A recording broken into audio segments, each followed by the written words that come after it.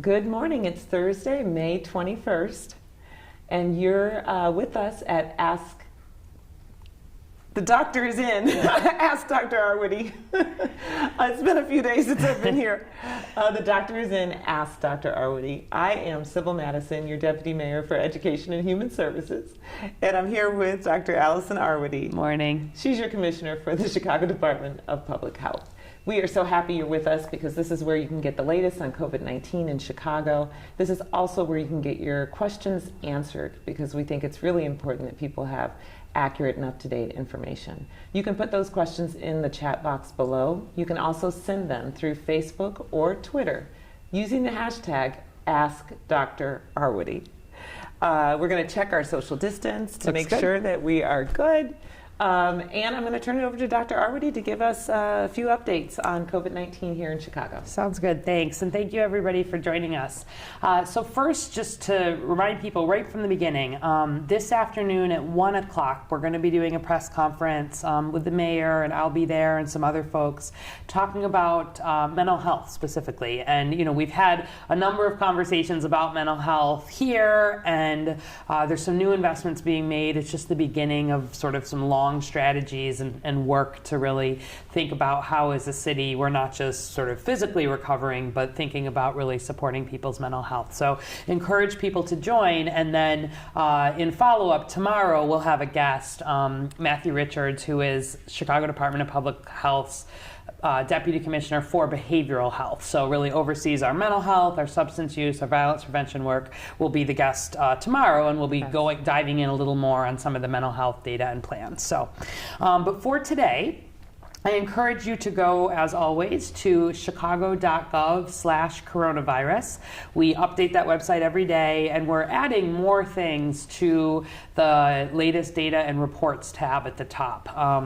You'll note that we've got that blue dot data now in there regularly. That's our data about moving and how much people are sort of sticking with the stay-at-home order. We're starting to post some more presentations. We're going to be adding the data that we present here, just, you know, continuing to work to really make sure our data is accessible and up to date, particularly the data portal. I would encourage people to take a look if you haven't. We keep making more updates to it, and actually I think tomorrow there's going to be a new data dashboard that's likely going to be added on there, and it's going to make it even easier for you to interact and slice and dice all of our data in any way that you want to. So as of today, we are at 38,783 cases of COVID-19 and 1,788 deaths among Chicago residents. That was an increase of 809 cases and 46 deaths since the prior day. Just for some context, people likely saw that here in Illinois, we did cross that 100,000 case threshold. So Illinois is now at 100,418 cases and 4,525 deaths. The U.S. is at more than 1.5 million cases. The world is, depending on sort of the reporting that you look at, basically at about 5 million cases or so. Yeah. And let's look at a couple of graphs. So first of all, let's pull up, this is just our overall daily.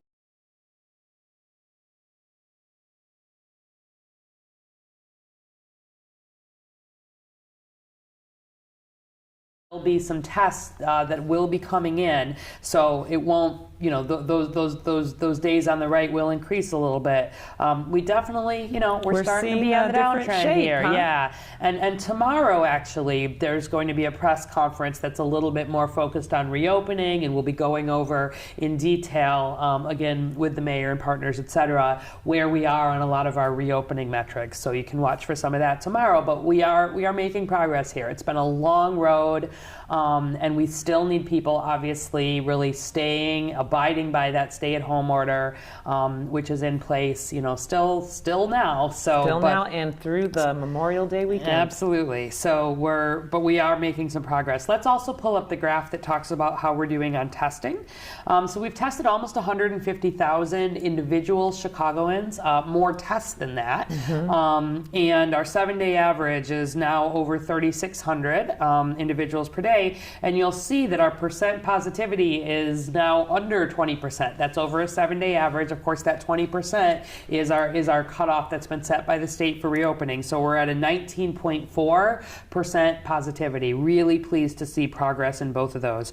Just to remind you on this graph, the lighter highlights the full tests that have been done, with the black the positive. And so you can see that blue line is the percent that's positive. And so we've had this nice increase in tests, of course, but that percent positivity going down. And what we want to see is the percent positivity going down, sort of corrected for tests, so that ideally when your testing rate is stable, you want your percent positivity to track down. So we'll look at a little more of that over the next couple of days. But broadly, really we're feeling sort of positive, but still sort of cautiously optimistic, and we really, it has been a longer road here than it has been in some other parts of the country, and some of that is because we never saw that really huge spike like was seen in New York and on the East Coast, and that's good.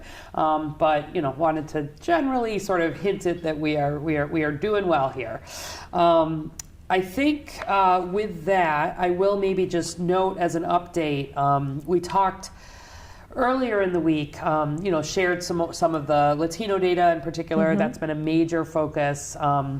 Really in May, as we've seen a lot more cases there. About 45% of our cases overall now have been in the Latinx community in Chicago. About 32% in Black non-Latinx Chicagoans, about 15% in white non-Latinx Chicagoans, 3% in Asians, and about 5% in non-Latinx. We are still really, as far as deaths go, those can lag a little bit, really disproportionately, especially in the African American community. Still, 46% of our deaths have been in African Americans, even though it's only about 31% of, or 30% rather, of Chicagoans overall. About 28% of the deaths in the Latinx community, 19% in whites. So 92% of our cases that unfortunately go on to die do have those underlying conditions. So that's really remained remarkably stable, and I encourage people to go and take a look. Our syndromic surveillance data, that's the emergency department data that we always have on the bottom of our daily update. Really, those visits for influenza-like illness are now back down to 2019 levels for this time of year. So that's really good to see, and just a number of our indicators we're feeling much better about. So more to come officially about that tomorrow. But I think that's our update for today. Okay, well, let's get right to questions. Yep. Fazi Abu Nail Al-Jabawi from Facebook. Can COVID be spread via fast food? Okay, so no. The short answer is, we don't think of food itself as being really a mechanism for transmitting disease. When you swallow food, it gets into the GI tract, and the acid, in your stomach, would be likely to kill any potential virus that was there. It's not the GI tract, not the main tract versus the respiratory tract, right? So when things go into your mouth, they either go down to your stomach or they go back into your lungs. And our concern for COVID and for respiratory viruses is when the virus can get in, through your nose, your mouth, potentially the eyes, but really can get into the respiratory tract. Meaning instead of going down through the stomach, it's getting back and getting down into your lungs. And so that's why we talk so much about the hand washing. It's, it can't get in through your hands. It can't get out through your hands. You hear me talk a lot about why gloves are not the most important things here. The important is the hand washing, so that you are then not touching your nose and your mouth and inadvertently introducing virus that can then get into your respiratory tract. So I would say, as far as fast food, just in the same way, fast food, it's not the healthiest food where we're thinking about having healthy food. So, I wouldn't want people thinking, one type of food is healthier than the other or less healthy related to COVID. We want people trying to eat healthy food as much as they can in terms of being healthy overall, having healthy immune systems, et cetera. But there's nothing that would sort of be different. I'd say if you're getting fast food, just like getting any other kind of food, make sure you wash your hands right before you eat, right? So open up the packages, wash your hands, eat your food, and then wash your hands, afterwards as well. So before you eat is just a prime time always to make sure that you're doing that hand washing, and especially now. Yeah. So drive home with that food. Yep. Wash your hands and then eat it. Yeah. Okay. June Olvera from Facebook. With virus being airborne, when it rains, do these droplets land on you? Okay. So where we think about the virus being sort of airborne, what that actually means is that where the droplets that come out of somebody's mouth when they're coughing or speaking loudly or sneezing, most of those droplets are quite heavy and they drop to the ground or to the surface pretty quickly. This is where we know there can be some of the very small droplets that can become what's called aerosolized. And so for sort of some minutes at least in the space right around where someone has been, there can be virus particles that are in the air.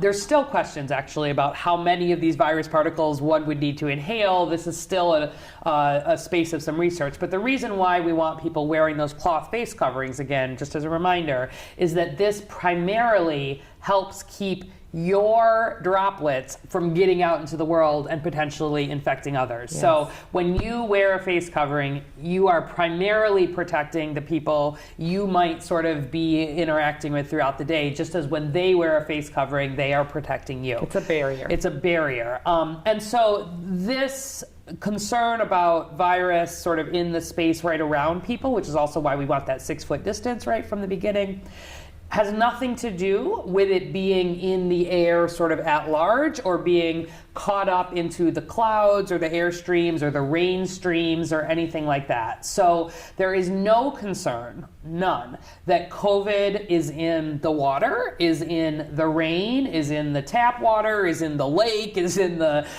bathtub. It is not in water, and it doesn't live on in such a way that if you think about, because water gets recycled and air gets recycled and all of this, it doesn't get into any of those larger sort of environmental cycles of water and air. So not a concern for water touching you, for example, as being a risk for transmitting COVID.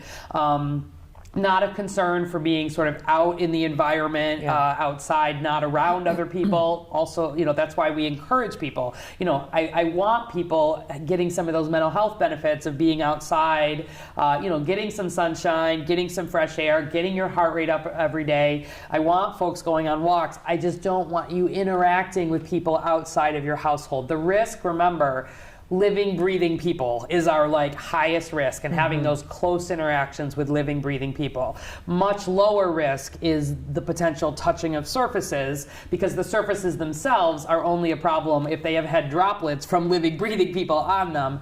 And then really, I am not concerned about the general environment and being outside in it. So good question, and not a thing to worry about. So is airborne a word we would use in Not relationship really. to COVID? Not really, yeah. And there's been a lot of, this starts to get into sort of the technical, some of the technical language of, frankly, infection control and how this is used in sort of the kinds of precautions that need to be taken within hospital settings. This is where this comes from. But people don't know all of these details, so I don't mind when people use that term necessarily, but it really has more to do with this aerosolized and these little droplets that can be in the air short term. And this is not airborne widely where it hangs out in the air and is very, very infectious. We talk about, measles, for example, right? Where you think about that being a disease that really is in the air. And we worry a lot that if someone is not immune to measles, if they've not been vaccinated against measles, if they are in a room even with someone who has had measles, not even during the time that person is in the room, but for 2 hours afterwards, they are really at high risk of catching measles. And so, I remember I worked on an outbreak here in Cook County a few years ago of a measles outbreak in a daycare where children only get their first vaccine for measles at approximately age 1, which has to do with how their immune system is developing. And every child except I think one under the age of 1 ended up getting the measles.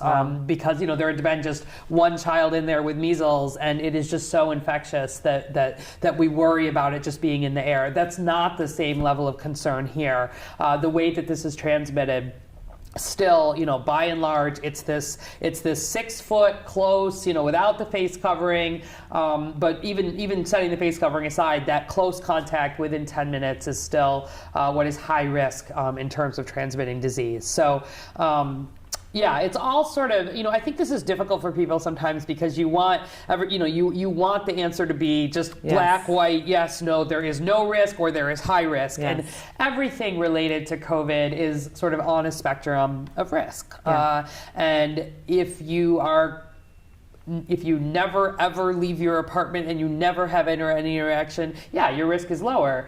But that is not a sustainable way to sort of be forever. And so it's all about reducing risk. What can we do in all of the settings and the ways that we interact? And the information we really share with you is about how, what the science really suggests are the highest risk things, and then what you can do in all settings to reduce your risk. Yeah, and the great part about that, especially as we think about what it will look like after the governor lifts the stay-at-home order, is that just as we had in our control ways to reduce our risk by staying at home, even as we start to move out of staying at home, there are many things in our individual control that we can do to reduce risk of transmission. Yeah, and as we start to move, thinking about moving towards cautiously reopening phase 3, we are really going to want everybody to, as much as possible, if it's not, you are going to expand your bubble, like by definition. You're going to move from the people who are just in your household, potentially to having more of these close interactions with other people who are important in your lives. But we don't want a lot of unnecessary within 6 feet interactions. We want people wearing those cloth face coverings. These are always sort of, as a community, we've got such a big outbreak here. We want to continue to see us be on the downtrend even as we move towards cautiously reopen. Yep. Okay, Lisa Dorner. This is related to the last question. So you've answered the first part of this, but the second part is new. How long does the virus linger in the air, and should we wear eye protection? Okay, so there have been a lot of studies about how long the virus lingers in the air, and I would say. This is kind of a larger question, but the most recent one, and because there have been studies that have been done in laboratory conditions, there have been studies that have been done in sort of looking for the virus. Like in China, there was this really interesting set where they tried sampling sort of air from different locations, and so more where could they identify more natural environments versus like. As opposed to the laboratory test, like there were some initial laboratory tests where they sort of spin up virus and see how long it can last versus is it in indoor, outdoor, et cetera. So, what I would broadly say is a lot of the studies that have been done sort of most recently in some of these more natural conditions suggest it's in the sort of minutes range. So 8 minutes, 14 minutes, 12 minutes, in this sort of space near where people are, especially without the face coverings, right? Yes. So this is, again, there's all these things that come into play. In China, for example, where they did these interesting studies, in most places they didn't detect it at all, but sort of right outside a hospital, for example, they were able to detect some low level of virus. But even where you detect virus, they're detecting the genetic material of the virus, and you don't actually know whether the genetic material of the virus can be cultured, is live virus that can be transmitted. There was a study in Nebraska that looked at people who were known to have COVID who were in hospital rooms, for example, and were able to identify, again, some of the genetic material related to virus, like on a windowsill and under a bed, suggesting that there had been some virus sort of in the air and able to move somewhat. This is, of course, a really important question, but they hadn't been able to then culture live virus. So again, this is an area where you want a really straightforward answer, and we continue to have studies about it. So, in a laboratory setting, if you release virus kind of into the air, it can be, up to a couple of hours has sort of been the thought. In a natural setting, it seems to be more on the order of minutes, but then if it's indoor, if it's outdoor, if there's a mask, there's a lot of things that can kind of come into play there. So if people are interested, I could maybe that would be a good one to bring a couple of the specific studies and show some of what that looks like. Maybe on Science Saturday. Although I think Science Saturday will probably be doing reviewing the data that we share at the press conference on Friday. But yes, for us, Science Saturday, or we could have Science other day too. Yes. We could bring some of that data if you like, because I think it's some of the more interesting. But bottom line, keep your 6 foot distance. Wear your face covering, and there's nothing crazy new or different that's come out related to that. Okay, so the second part of Lisa's question, though, is should we wear eye protection? Oh. And I've been out in the grocery store, and occasionally I'll see somebody who has the whole face shield on. Yeah. The eye protection is really primarily for people in healthcare settings who are doing, again, these what we call aerosol generating procedures. So this, again, gets back to some of this technical definition of what does it mean to have virus in the air. Where you are, inserting swabs into people's nose, they cough by definition. Where you are intubating somebody, putting a tube in their throat, you are doing things that actually produce aerosols, and in that setting there is some risk for sort of eye protection. For most people, again, remember, it's got to get into the respiratory tract, and so I mostly want people to have their nose and their mouth covered. That is the primary point of concern, and in a sort of non-medical setting, what I would recommend. I don't think that we need to be in a setting where everybody is wearing goggles or hockey masks or other things like that. Focus on keeping the nose and mouth covered, and focus on the hand washing. Yeah. And should anybody be worried about people spitting? Meaning what? Can it happen like if someone is spitting? Is that? Yeah. Yes. I mean, it can be in saliva just as it can be those are drops, those are concentrated drops. So yes, people should not be spitting if you're wearing your cloth face covering. I'm not suggesting that anybody should be having spitting contests or anything right, like that. exactly. So if you're wearing your cloth face covering, you can't spit. That's another good reason to do it. Okay. Thank you, doctor. Yep. Valerie Owens from Facebook. If you had a recent hospital stay in the ICU, should you consider yourself exposed and quarantine? Okay, interesting question. So presumably this is someone, of course, who is not admitted for COVID, right. I would presume. And remember, most of the people, we've got 4 to 5 times as many people admitted in Chicago hospitals without COVID as we do with COVID. So the hospitals have a whole lot in place to try to do everything they can to stop the spread of COVID within the hospital from the beginning. Many of them have COVID-specific wards or teams or floors, so that the healthcare providers that are caring for the patients with COVID are not also caring for other patients. There's been a lot of that kind of work in all of our healthcare settings, but especially in the hospital setting.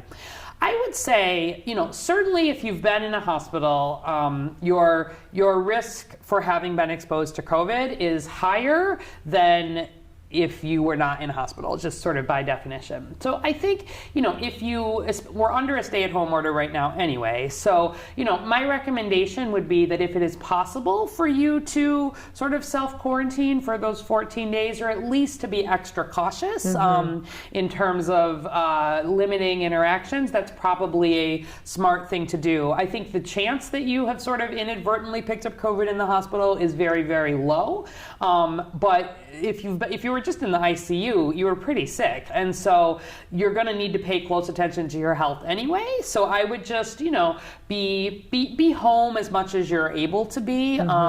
If you need to go out, though, if you need to do something, if you've recovered and you're out, I think that's fine. It's not something that we have a mandatory quarantine in place for, and it's not something that I would require. But I think it's sort of like anything else. If you think you've had a potential exposure, as much as you're able to limit unnecessary exposures to others during that time, it's just sort of a good way to be thinking of others. But there's a good chance you may need home health care, for example, if you were sick enough to be in the ICU, or there will maybe people who need to help, provide care for you, and that absolutely should happen. So this is, again, where you need essential services, where you need to be doing things that are essential. We don't want people not doing that. We do not want people avoiding going to the hospital if they're sick. We don't want people, not going to the doctor. Like, I want you doing all the things you need to do for your health first and foremost, and not letting sort of fear of COVID put that aside.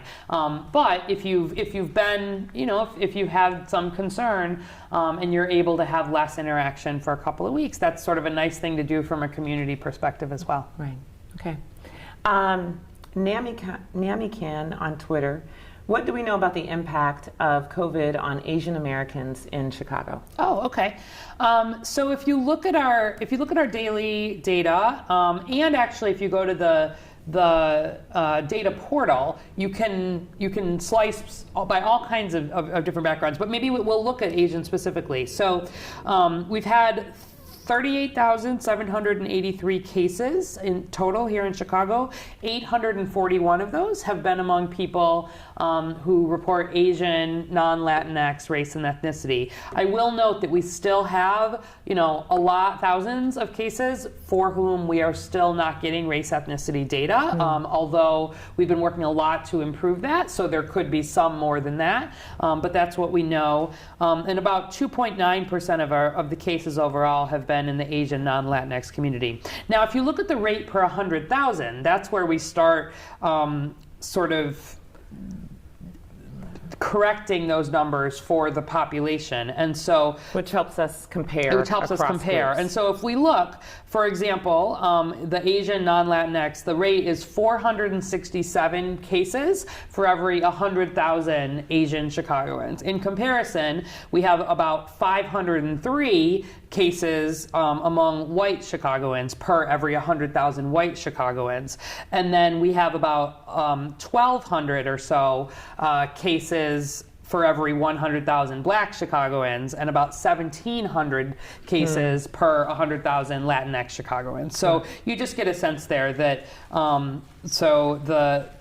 the impact for sort of white and Asian has been fairly comparable there, and then about twice as much or even 3 times as much in the black and non-Latinx. And if we look at the deaths, so we've had 1,788 deaths, and 87 of those have been among Asian, non-Latinx Chicagoans. I will note we don't have very much race ethnicity data missing among the deaths. We really make sure those get investigated, the medical examiner gets involved. So there's just 21 cases that we're still working on the details there. So that's probably very accurate. And it represents 4.9% of all the deaths in Chicago. But I will note, if you look at this deaths within group, this is actually pretty interesting because the Asians actually have the highest percentage of deaths within the group. And what that means is that if you take the 841 Asians who have been diagnosed with COVID, and you note that 87 of them have died, that's actually 10%, 10.3% of the Asians have died. That's higher than any other race ethnicity group. So if we have a quick comparison there, next is among the black non-Latinx group, so 8.8%, and then next is white, 7.5%, and then Latinx is actually at 3.7%, although I think we may see that go up because the deaths can lag a little bit, and we've seen that surge. So, and so then if we correct for the rate per 100,000 population, that's where it sort of can actually balance out the effect. And so there we see, again, deaths by far the highest in black non-Latinx. So we've had 104 deaths for every 100,000 black Chicagoans, followed by Latinx, followed by Asians, so 48 deaths for every 100,000 Asians. And so I know this is sort of a lot of numbers I encourage you to explore, but this is where, do you remember the other day, I think on Tuesday, we were showing the underlying conditions? Yes. And we had very high rates of underlying conditions among the Asian Americans who had died, like even higher than among some of these other race ethnicities. And so this just highlights, I think, that where people with underlying conditions, especially in that Asian community, if those underlying conditions are not under very good control, really a lot of deaths. We've not seen as many cases, but we have seen a lot of deaths and very high rates of underlying conditions. So good question. I encourage you to explore a little bit if you want to take a look. We certainly I think that underlying chronic conditions part is so much what drives Yes. a lot of this. Yeah. And so where we can as a city work on these underlying chronic conditions, things like smoking rates, et cetera, we see differences in those by race, ethnicity, and then we see that sort of play out, especially in the mortality data, right? The underlying condition does not necessarily impact whether you get COVID, it impacts how severe your COVID case is, how If you likely get you it. are to be hospitalized in the ICU or unfortunately to die. Yeah. Yeah. So it just highlights how much for anybody who has an underlying condition, Yes. we need to focus on preventing them from getting Exactly. COVID in Having the first those place. under good control, strong immune systems, being on the good meds, making sure people are connected to their doctors. Exactly. Okay. All right. So just time enough for Oh. some good stuff. Oh, that was fast. Okay. Yeah. We're already at that time. I wanted to lift up that this Saturday, May 23rd, the Mayor's Youth Commission is going to be hosting a concert called the We Gonna Be All Right virtual youth concert.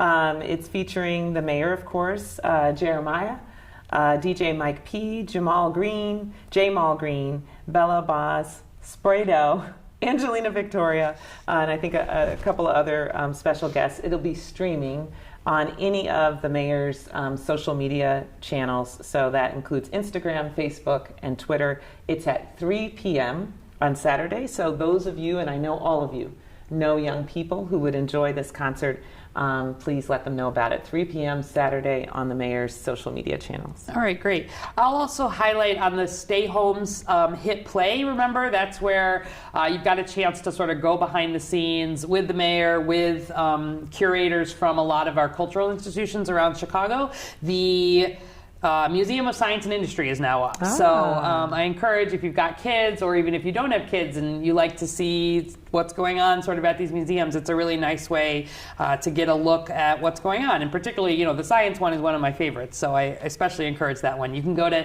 hitplaychicago.org. There's a few episodes that are up, but that's the new one.